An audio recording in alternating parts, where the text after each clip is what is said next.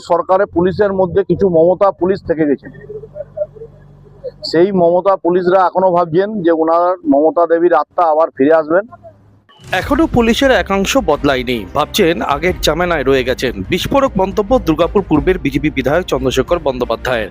অবিলম্বে তাদেরকে রাজ্যে সুশাসন করার লক্ষ্যে কাজ করতে হবে বলে জানিয়ে দেন বিজেপি বিধায়ক চন্দ্রশেখর বন্দ্যোপাধ্যায়। আর পরিবর্তন হয়েছে না, আমাদের সরকারে মুখ্যমন্ত্রী পুলিশ মন্ত্রী মাননীয় শুভেন্দু অধিকারী আছেন। এখনো ওই সরকারে পুলিশের মধ্যে কিছু মমতা পুলিশ থেকে গেছে। সেই মমতা পুলিশরা এখনো ভাবছেন যে ওনার মমতা দেবীর আত্মা আবার ফিরে আসবেন। তারা এখনো পর্যন্ত আনন্দে আছেন কিছু একটা ঘটতে পারে বলে।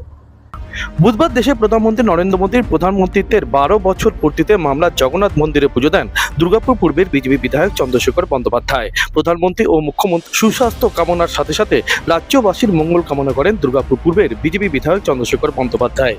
আর এই পুজো দিয়ে বেরোনোর পথে পুলিশকে তিনি বলেন, যাদের বিরুদ্ধে অভিযোগ দায়ের করা হয়েছে তাদেরকে খুঁজে বের করে অবিলম্বে গ্রেপ্তার করুন, কারণ আর ফিরবে না তৃণমূল কংগ্রেস। রাজ্যে সুশাসন এনেছেন মুখ্যমন্ত্রী শুভেন্দু অধিকারী।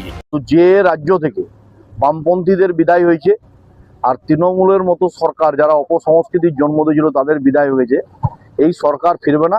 এখন যাকে আপনারা দেখেন বিরোধী নেত্রী হিসাবে মমতা ব্যানার্জিকে, ওটা উনি নন। আমি দায়িত্ব নিয়ে বলছি, ওটা মমতা ব্যানার্জির আত্মা ঘুরে বেড়াচ্ছে। তো তাই আপনাদেরও অনুরোধ করব, যারা মমতা পুলিশ আছেন তাদের উচিত এই বান্টি সিংকে গ্রেপ্তার করে জেলে ঢোকানো। পুলিশের একাংশকে নিয়ে দুর্গাপুর পূর্বের বিজেপি বিধায়কের এমন বিস্ফোরক মন্তব্য বেশ তাৎপর্যপূর্ণ বলে মনে করছে তথ্যবিজ্ঞ মহল। দুর্গাপুর থেকে অনুরাধা সেনগুপ্তর রিপোর্ট, খাঁটি খবর।